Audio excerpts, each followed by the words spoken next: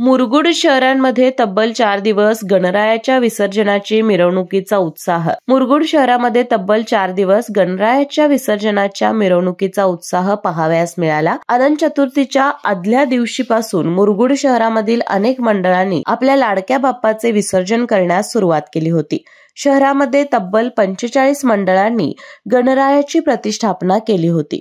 यंदाच्या मिरवणुकीमध्ये काही मंडळांकडून वेगळेपण जपण्याचा प्रयत्न करण्यात आला. यामध्ये भावेश्वरी चौक मित्र मंडळाने मिरवणुकीमध्ये आणलेला शिवरायांचा जीवनकाल हा देखाव्याने नागरिकांची मने जिंकली. शिवजन्मापासून ते राज्याभिषेक पर्यंतचा प्रसंग यामध्ये साकारण्यात आला होता.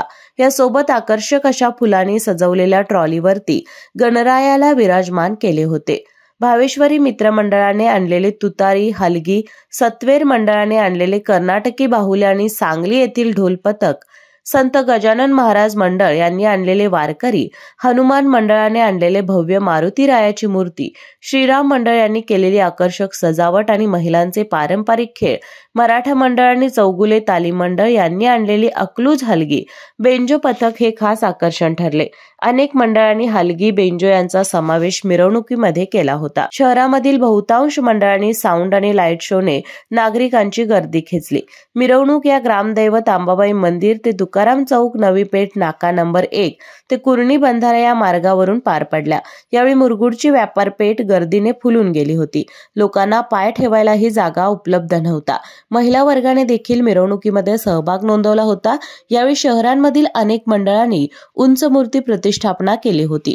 त्याचं विसर्जन क्रेनद्वारे करण्यात आलं. यावेळी मुरगुड पोलीस स्टेशन यांनी मोठा बंदोबस्त ठेवला होता.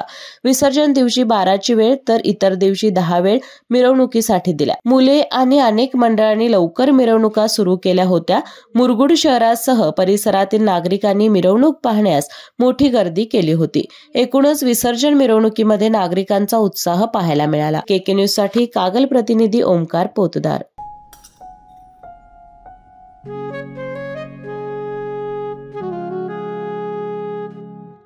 बाबा, आज येताना बासुंदी घेऊन या ना. अगं, कालच आपण आईचा वाढदिवस होता म्हणून आणली होती ना. ऐकलं, गोकुळची बासुंदी पुन्हा खावीशी वाटतेय. खरं सांगू, मलाही खावीशी वाटतेय.